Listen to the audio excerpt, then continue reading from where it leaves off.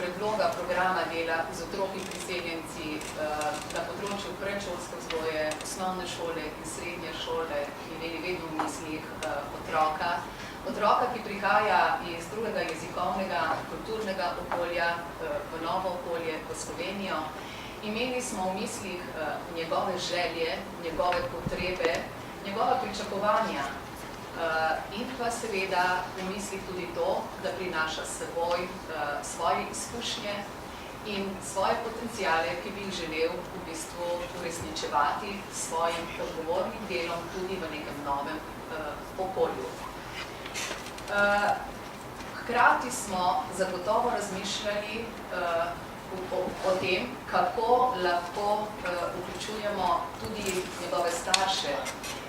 celotno družino, kajti ko govorimo o uspešnem vključevanju, je dobro, da razmišljamo o vključevanju celotne družine,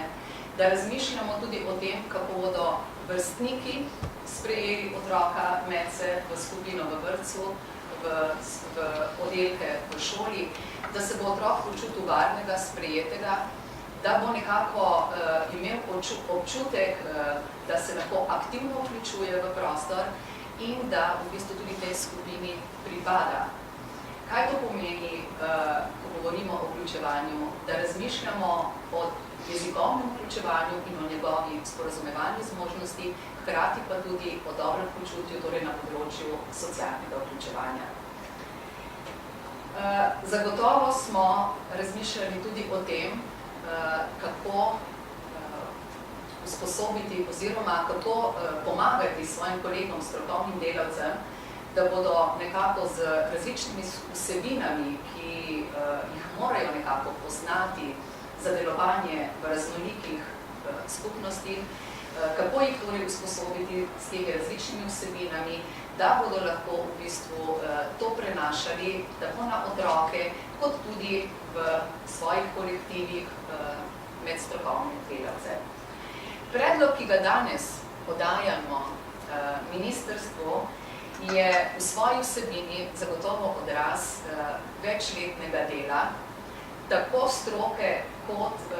praktikov v vrtcu, osnovni in srednji šoli. Zdajšnji v bistvu projekt Izzivi medkulturnega sobivanja, že obstoječe primere praks, skupaj z spoštovanimi kolegicami, multiplikatorkami, ki so res v tem delu projekta do sedaj naredile veliko vlogo, v bistvu dajejo priložnost nadgradnje in pa implementacije teh novih oblik strategij dela med otroke, med starše in pa strokovne delavce. Program je zastavljen kot proces vključevanja otrok priseljencev po celotni vertikali. Torej, uspelo nam je pomisliti, kako z otroki v predšolskem obdobju, v osnovni šoli in pa tudi v srednji šoli, kajti v prejšnjih projektih smo se res da bolj osredotočili na osnovno šolo. Torej, našim otrokom programi, ki jih sedaj razvijamo, dajejo priložnost aktivnega sodelovanja z vsemi deležniki v vzgojno-izobraževalnih zavodih, hkrati pa tudi dajejo veliko podporo in moč tudi akterjem v lokalnem okolju in deležnikom, ki se v bistvu v svojih programih trudijo po najboljših močeh, da razvijajo aktivnosti, ki pomagajo lahko otrokom in staršem tudi izven vzgojno-izobraževalnih zavodov. Hkrati so pa to tudi nam v bistvu podpora za boljšo vključujočo skupnost. Predlaga sam program, da je otrok za uspešno vključevanje v vzgojno-izobraževalni zavod deležen sprva začetnega učenja slovenščine in drugih aktivnosti. V predšolskem obdobju govorimo zagotovo o urah začetnega učenja v skupini, izven skupine, v šolah pa o izvedbi intenzivnih začetnih tečajih učenja slovenščine in hkrati vključevanja k rednim uram pouka ter drugim dejavnostim. Te aktivnosti lahko organizira šola v okviru svojega rednega programa, razširjenega programa in pa tudi društva, razne vladne, nevladne organizacije, mladinski centri, knjižnice, tudi v samem lokalnem okolju. V izhodiščih, ki jih potem v nadaljevanju tudi navajamo v samem predlogu, so zapisana v vsakem vzgojnem izobraževalnem obdobju in predstavljene tudi smernice za proces vključevanja. Tukaj mislimo predvsem na individualne načrte in pa tudi na različne prilagoditve, bodisi v osnovnih in srednjih šolah, načinov, rokov ocenjevanja in drugih splošnih prilagoditvah, ki je prav, da jih otrokom v tem obdobju vključevanja omogočimo. Tudi strokovnim delavcem dajejo določene konkretne usmeritve in priporočila, kako naj se lotijo, kako naj pristopijo k otrokom, ki pridejo iz drugih jezikovnih okolij. Oziroma tudi tistim otrokom, ki so rojeni v Slovenijo, pa se mogoče za kratko ali pa tudi daljše obdobje izselijo iz Slovenije in ponovno v bistvu vrnejo k nam. Pri organizaciji pa in izvedbi določenih programov pa tudi dopuščajo možnosti, da se zavodi med seboj povezujemo in da določene aktivnosti ne vsak zavod izvaja sam, ampak da se zavodi povezujemo tako v vsebinah izvedbe dejavnosti, kot tudi v kadrovski izbiri. Kajti vemo, da v takih primerih tudi sedaj v projektu se nam je izkazalo, lahko ponudimo v posamezni regiji znatno večji izbor določenih aktivnosti. Seveda pa nagovarja slehernega strokovnega delavca, ki prihaja v stik z otrokom in pa z dijakom v srednji šoli, da se v bistvu aktivno vključuje k samemu procesu,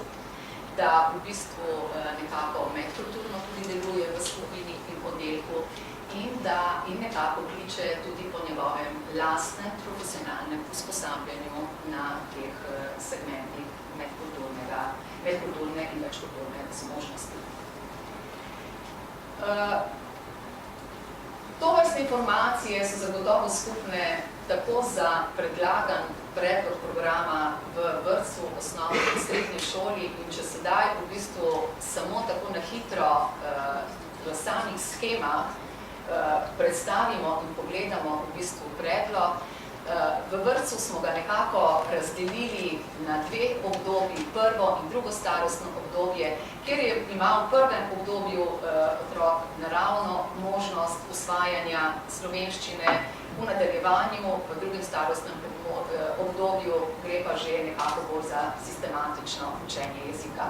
Kljub temu, da je otrok še zelo majhen, je prav, da pogledamo njegova močna področja in da v bistvu načrtujemo program dela in aktivnosti na tem, kje lahko razvija svoje potenciale in na kakšen način mu nekako tudi prilagodimo njegov tempo njegovega izobraževanja tudi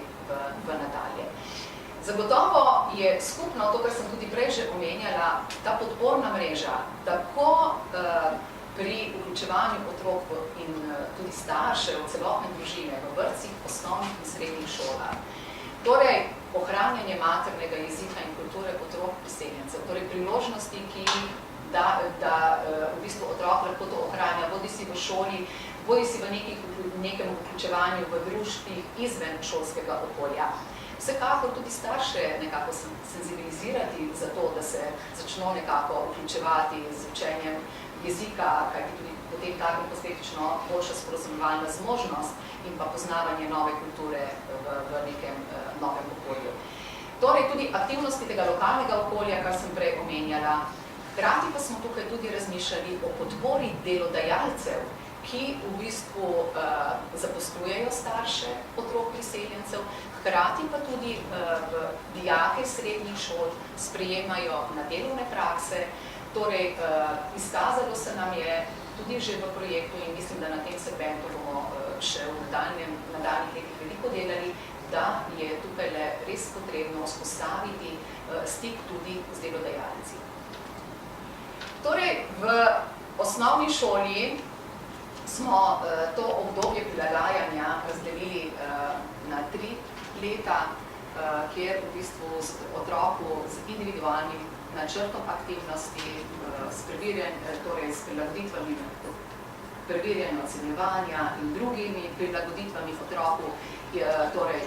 ravno tako omogočimo ta individualen napredek in pa v prvem letu intenzivno začetno učenje slovenščine in celostno podporo vključevanja v novo okolje. Podpora pri učenju, torej vključevanju interesne dejavnosti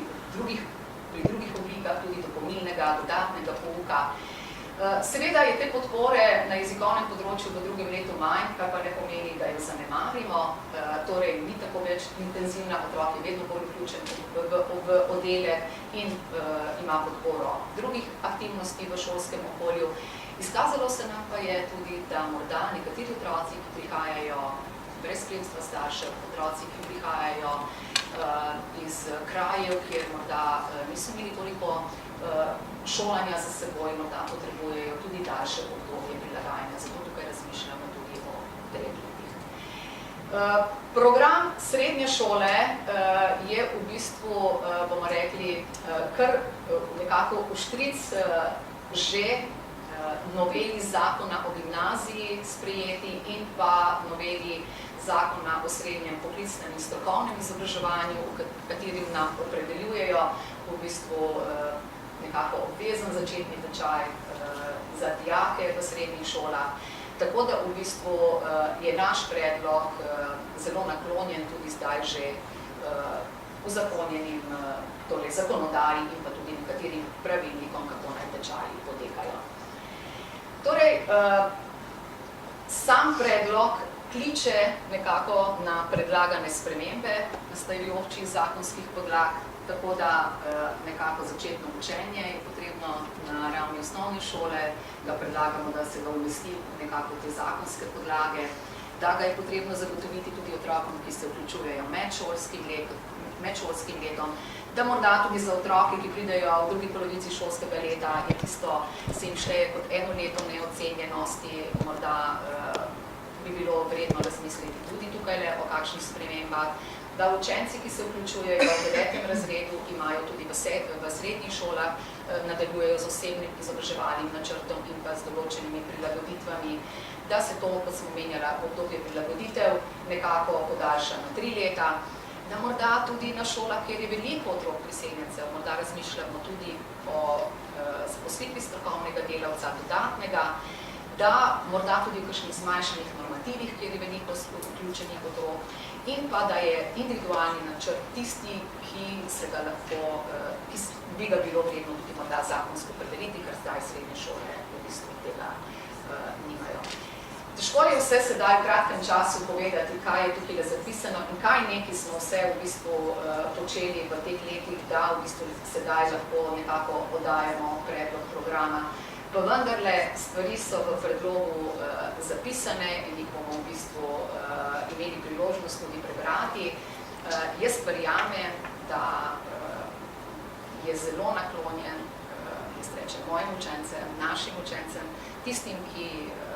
s katerimi v bistvu delamo vsakodnevno. In zagotovo tudi v nekih priporočilih tudi strokovnim delavcem, ki jih dajo neka konkretna priporočila in smernice.